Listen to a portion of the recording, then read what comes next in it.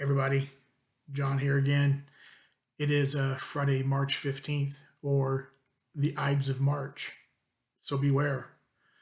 Um, anyway, um, today I wanted to talk about the first year that I had with my Chase Sapphire Preferred card. And I know that this is a very polarizing card in the points and miles community. Um, and for good reasons. I understand. But anyway, I wanted to talk about my first year of the card and what my plans are going forward. So, this was the very first card that I got when I got into the travel game. Um, it seemed like it was the most logical card to get in the beginning. So, um, it ended up being the first card that I got. I got the card right at the very end of January of last year. And at that time, it had a 60,000 point sub offer on the card for 4,000 and spend in 3 months. Um, I was looking at going to Iceland last year, which I did do. And I can put that video in the description below or a link to that video. But basically, brand new to the points and miles game, had several cashback credit cards, but I was kind of switching over to team travel. Um, and so I have a bank account set aside that I put a little bit of money into each paycheck, set aside for travel. And so I already had my plans for Iceland in my head. Um, so I hit the sub on the card by booking my entire Iceland trip on it. That includes hotels, the flights with Delta. Um, I paid for my global entry application with the card too.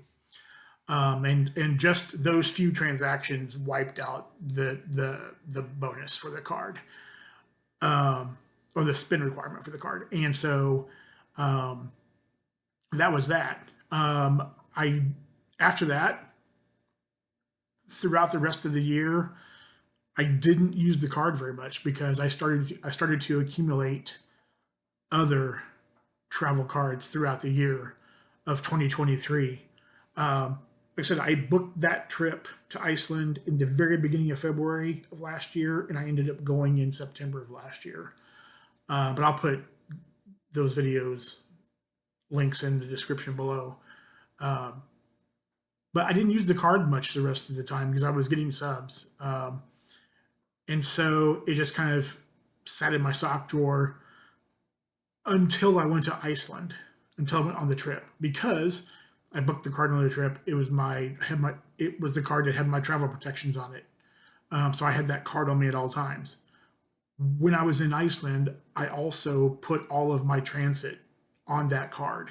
So there was bus tickets, cab. I used a scooter a few times, and all of that coded as travel or as transit. So all of that got put on the card for 2x.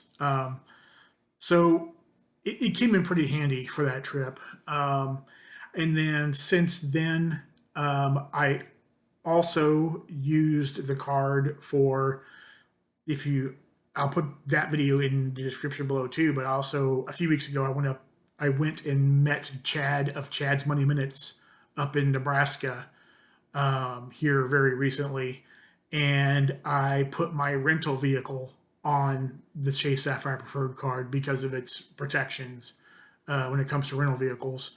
And I ended up just paying for the rental vehicle on that card. So I used the card then as well. So it's coming in pretty handy. Um, I've My plans for the card.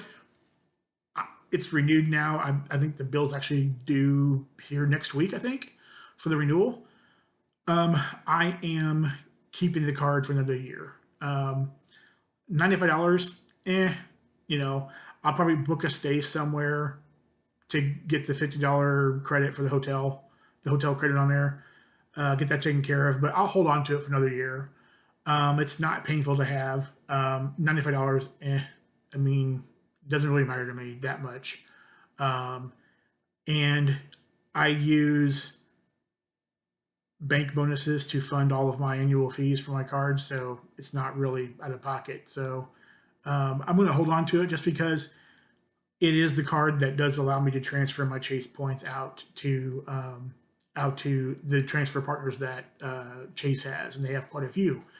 And I actually have not transferred any Chase points out yet. So between I do have the Freedom Flex, I do have the Freedom Unlimited, and of course the Sapphire Preferred. And I think I have like 112,000 Chase UR points right now that I need to transfer out. So I need that card to do that. So I'm going to hold on to it for another year and see what kind of utility I get from it. Obviously, I'm not going to make as much money / UR points as I did in the initial acquisition of the card, but we'll see. We'll see how it goes with that card this year.